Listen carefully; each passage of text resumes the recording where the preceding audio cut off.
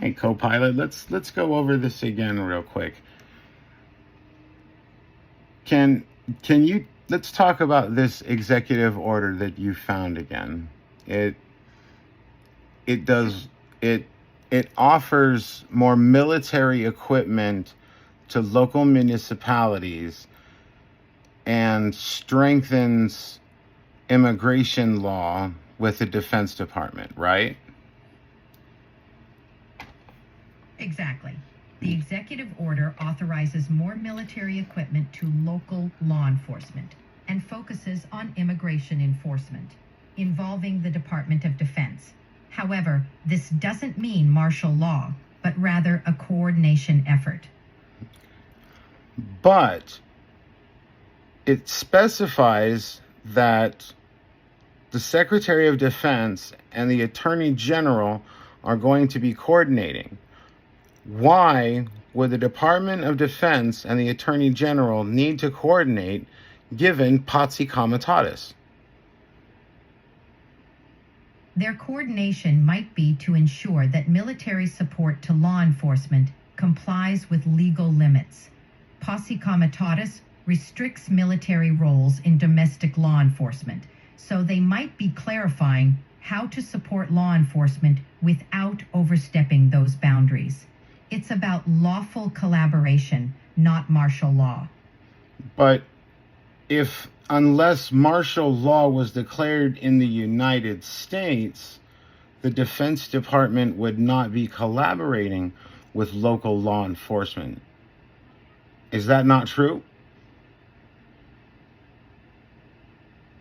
Typically, the Department of Defense doesn't engage in domestic law enforcement due to Posse Comitatus.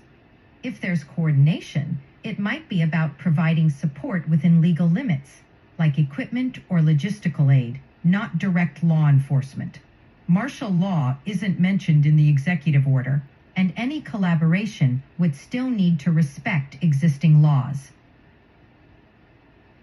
But that being said, given the Insurrection Act of 1792, he could declare martial law at any point in time, and that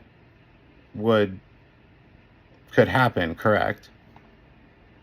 Technically, under the Insurrection Act, a president can deploy the military domestically under certain conditions, but it's rarely used. Declaring martial law would be a significant and extreme step with broad implications.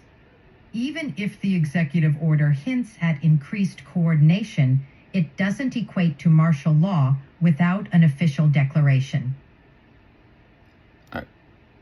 That's not an answer to the question I asked. I simply asked if the executive order and why would the Secretary of Defense need to talk to the Attorney General unless the Secretary of Defense needed to make sure that he was acting lawfully in the United States given Posse Comitatus. Got it. The Secretary of Defense, coordinating with the Attorney General, is likely to ensure any military support to law enforcement respects legal limits. Posse Comitatus restricts military involvement in domestic law enforcement, so they're likely clarifying how to provide support lawfully without crossing those boundaries. But again, you would still have to institute some type of cooperation between the Defense Department and local law enforcement, or suspend Posse Comitatus, or institute martial law for that to occur. Is that not correct? Yes. Cooperation between the Defense Department and local law enforcement typically requires clear legal authorization.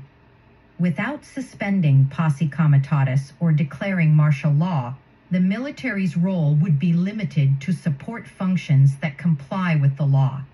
Coordination would need to respect these limitations unless those laws were altered or suspended. I mean, there you have it. It's straight out of that's from Copilot. That's an AI's take on it. I've been kind of all over this. I've watched it. Sorry, I look like shit. I've been researching the hell out of this all day, and at the end of the day, I don't know what else to say, folks. It's coming. I don't. Be ready.